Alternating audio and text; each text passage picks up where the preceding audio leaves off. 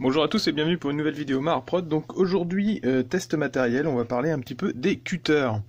Alors ça sera pas une vidéo forcément exhaustive, hein, j'ai pas toutes les formes et toutes les sortes de cutters sur mon plan de travail et je me sers pas de tout. Et puis il y a certainement des choses que je ne connais pas. Et je tiens aussi à préciser qu'on va pas parler technique, mais on va parler plutôt juste matériel pour savoir un petit peu ce qu'il y a au niveau des différences. Et c'est une vidéo qui va être axée plutôt débutant pour savoir quel matériel choisir si vous voulez vraiment prendre quelque chose qui va vous durer dans le temps et qui sera utile dans les travaux qu'on fait en modélisme. Parce que tout n'est pas bon à prendre. Il y a certaines formes et certains types de cutter et d'outils coupants qui seront clairement par exemple trop bourrins pour le modélisme et d'autres qui seront pas du tout... Enfin, dans un sens qui seront trop précis qui ne seront pas forcément utiles à ce qu'on fait. Puis bien sûr, tout ça c'est soumis à mon expérience personnelle, à mon habitude de travail. Donc, il y en a certains qui vont dire ah bah non, moi j'aime pas du tout utiliser ça et du coup qui seront pas d'accord avec moi. Je vais pas aller contre ça. C'est des habitudes qu'on prend quand on commence à travailler avec un outil. On prend des habitudes avec et du coup, bah après on est à l'aise avec cet outil et pas forcément avec un autre. Alors il n'y a pas d'ordre particulier dans le placement des outils ici, là c'était juste pour faire une image d'entrée. Il n'y a pas non plus de moins cher ou plus cher, c'est pas du tout ça. Mais je vais commencer à vous parler des scalpels. Donc ça c'est un scalpel classique, donc c'est-à-dire le vrai scalpel, l'outil chirurgical qui se présente comme ça. Celui-là c'est un jetable. Je pense que quand ils sont en plastique comme ça, ils font peu d'utilisation. Après vous en avez avec des corps en métal. J'en ai un mais je ne vais pas retrouver, je sais pas où il est parce que je suis pas très fan des scalpels. Faut savoir que c'est très bien pour tout ce qui est précision. Par exemple, quelqu'un qui va faire du scrapbooking et qui va faire des découpes précises dans du papier, c'est très utile. Pour le modélisme, je trouve que c'est un peu limité parce que c'est vraiment un outil qui est fait pour trancher dans un seul plan. C'est-à-dire, là, je le prends comme ça. Et puis par exemple quand vous faites une opération, puisque c'est des outils d'opération à la base, vous allez trancher vraiment que comme ça. Mais à aucun moment vous allez faire des variations et c'est pas des outils sur lesquels il peut y avoir de la force. Vous pouvez pas appuyer comme sur un cutter normal. Ce qui fait que c'est un outil qui devient dangereux, je trouve, au moins pour les débutants. Vous pourrez en trouver d'utilité pour certaines choses en modélisme, mais pour commencer, c'est pas un outil que je recommanderais parce que on va avoir tendance à, en modélisme, ne pas l'utiliser que comme ça, et on pourra peut-être effectuer des torsions sur la lame. Et au moment où vous allez tordre, c'est là que la lame elle va casser parce qu'elle n'est pas du tout faite pour avoir de la force dessus. Elle est faite pour trancher dans des matériaux mous finalement. Et donc, au moment où ça va péter, vous pouvez vous la recevoir dans les yeux, vous pouvez vous la recevoir et vous planter avec. C'est des outils que moi personnellement dans le modélisme, je n'aime pas trop et que je recommanderais pas donc à des débutants. Mais c'est aussi pour ça que ça se trouve pas forcément si facilement que ça, et que l'X-Acto a été inventé. L'X-Acto, c'est en gros l'évolution du scalpel normal pour le modélisme, et c'est ce qui se présente sur des manches comme ça en fer. Donc généralement c'est une lame type scalpel, ça ressemble à un scalpel mais ça n'en est pas un, c'est plus épais. Et là ça permet un petit peu plus, enfin ça pardonne plus on va dire, si on va sur les côtés. La force exercée sur la lame fera que normalement vous pouvez un petit peu faire des torsions, ça va pas péter tout de suite. Mais c'est pareil, c'est assez fragile. Le bout de votre pointe va rapidement casser si vous faites des choses qui sont dans des matériaux un petit peu durs. Et puis la faiblesse, c'est-à-dire l'épaisseur et le trou qu'il y a là, fait que, parce que ça peut s'adapter sur d'autres types d'outils, fait que la lame sera quand même assez faiblarde, et si vous exercez trop de pression dessus, c'est pareil que la lame de scalpel, ça peut casser. Mais par contre, c'est déjà un outil qui est un peu plus ciblé pour le modélisme. Donc ça se présente avec généralement un corps en métal comme ça, assez simple. Vous avez la croix qui est ici, vous enchâssez votre lame de scalpel, enfin c'est pas une lame, c'est une lame de X-Acto du coup. Et puis vous serrez bien, et là vous avez votre outil prêt à utiliser comme un stylo.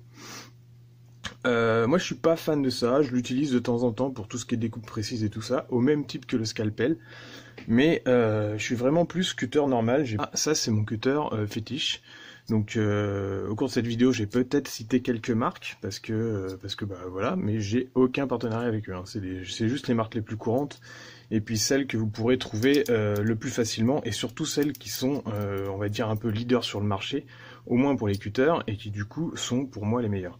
Ça c'est un cutter que j'ai depuis longtemps, on voit il est rayé de partout hein, si je fais jouer la lumière dessus. Il me suit depuis une vingtaine d'années sans problème, il est d'ailleurs un petit peu sale hein, ici là. Et à l'origine c'est pas un cutter qui est fait pour mettre des lames comme ça. Alors c'est le même corps, hein, vous allez le voir, mais c'est pour ça qu'il y a marqué 30% ici, et c'est des lames scalpel qu'on appelle ça. Donc là j'en ai commandé en plus parce que j'en avais plus.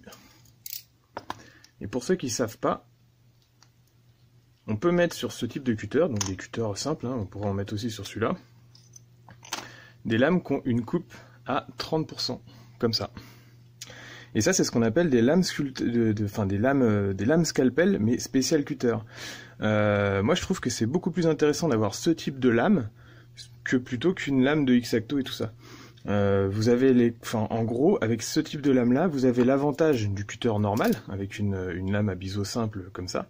Sauf que là, vous avez une lame à biseau scalpel, donc l'angle n'est pas le même, il est aiguisé des deux côtés, c'est-à-dire que souvent un cutter, il est biseauté d'un seul côté, et de l'autre côté, il est plat. Là, c'est des lames pro, donc elles sont biseautées des deux côtés, vous avez aussi les deux. Mais là, l'angle n'est pas le même, et du coup, vous pouvez vous utiliser sur ces lames comme ça, comme un scalpel, et une fois qu'il est moussé, bah, vous cassez comme un cutter, et puis hop, petit à petit, vous avez, c'est beaucoup moins cher que des lames scalpel à trouver, que des lames de X-Acto. Et je trouve que c'est plus pratique. Après voilà, c'est toujours soumis à mon utilisation personnelle, mais voilà, si vous ne saviez pas que ça existait, vous avez ce genre de lame qui peut s'adapter sur tout ce qui est cutter de petite taille comme ça. Et puis sinon ça se présente comme ça, j'en ai recommandé un histoire d'en avoir deux parce que j'en ai perdu.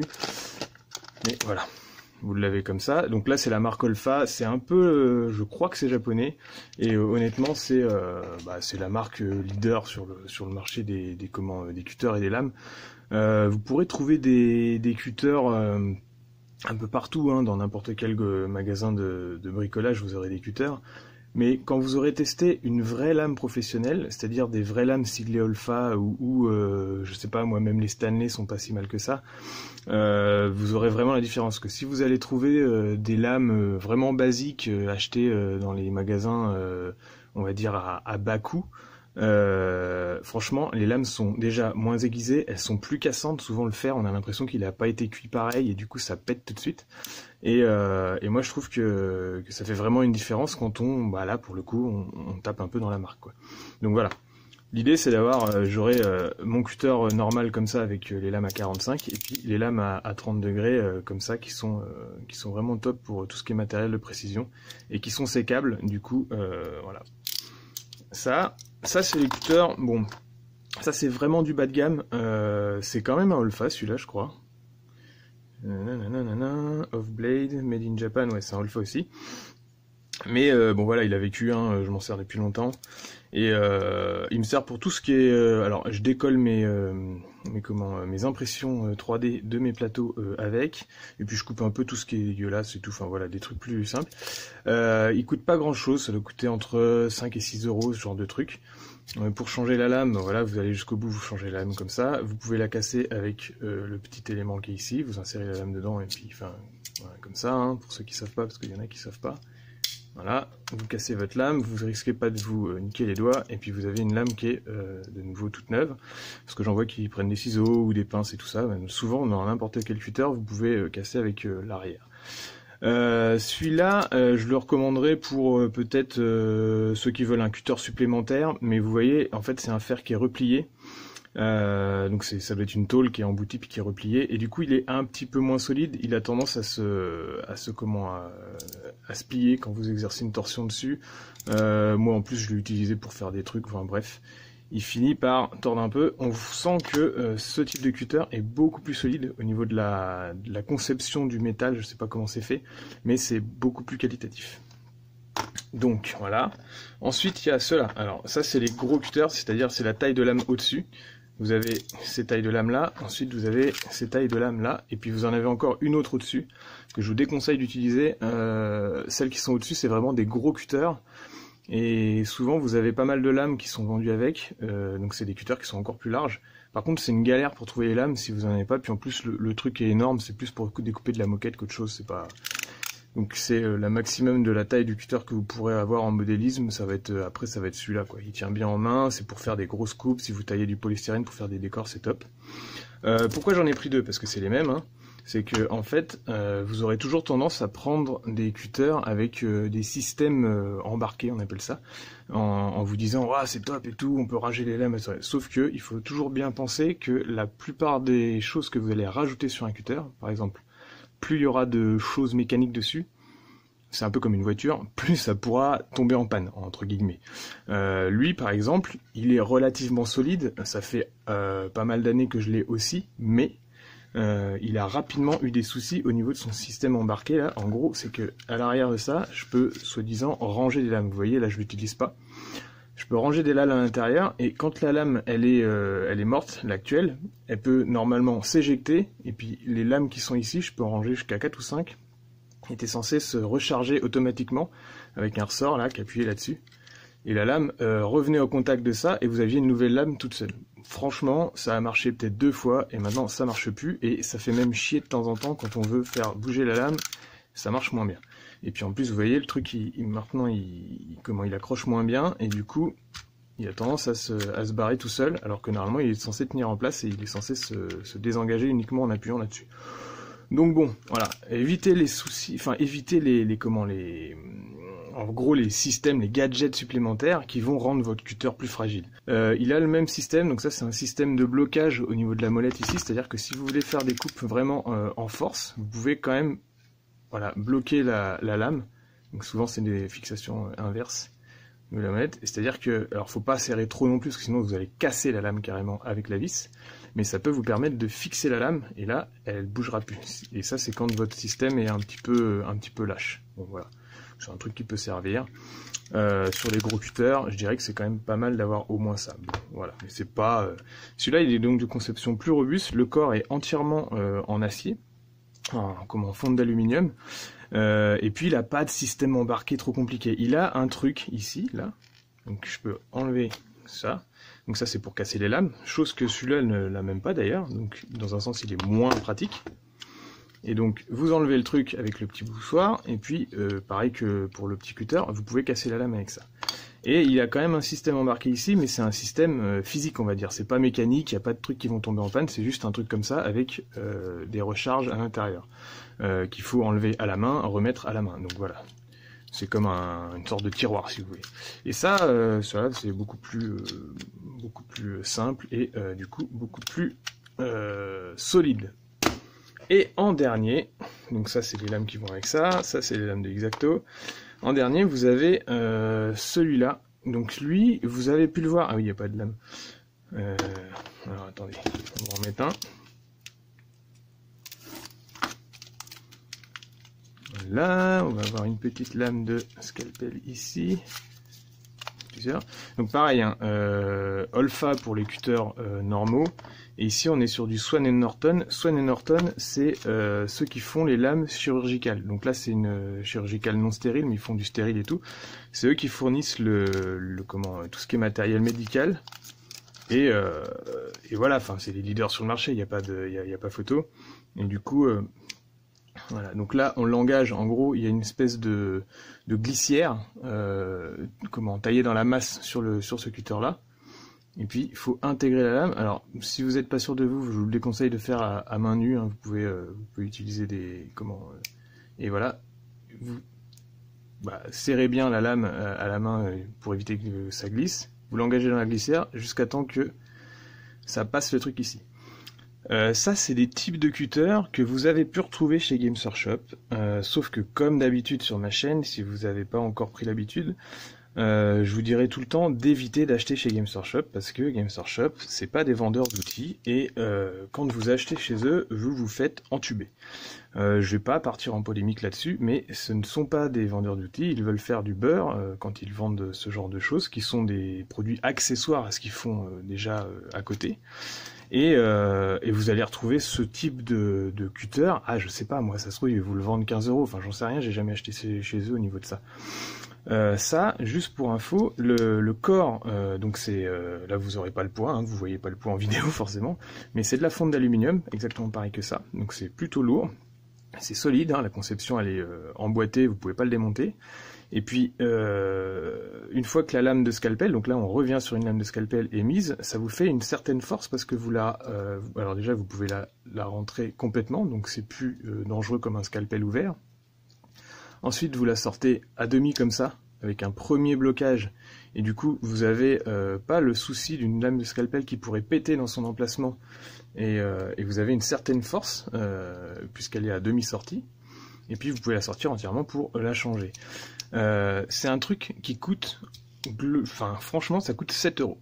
Voilà. 7 €, 7 balles, c'est un truc qui vous fera toute votre vie, mais n'allez pas payer 15 balles pour avoir un truc dans un magasin qui n'est pas un magasin de vente d'outillage, enfin bref.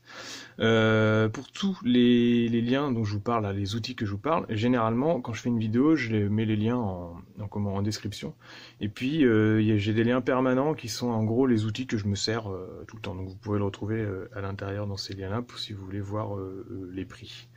Ça c'est de l'ordre, vous pouvez en trouver à 10, mais c'est plus autour de 12-15 €, avec quelques lames.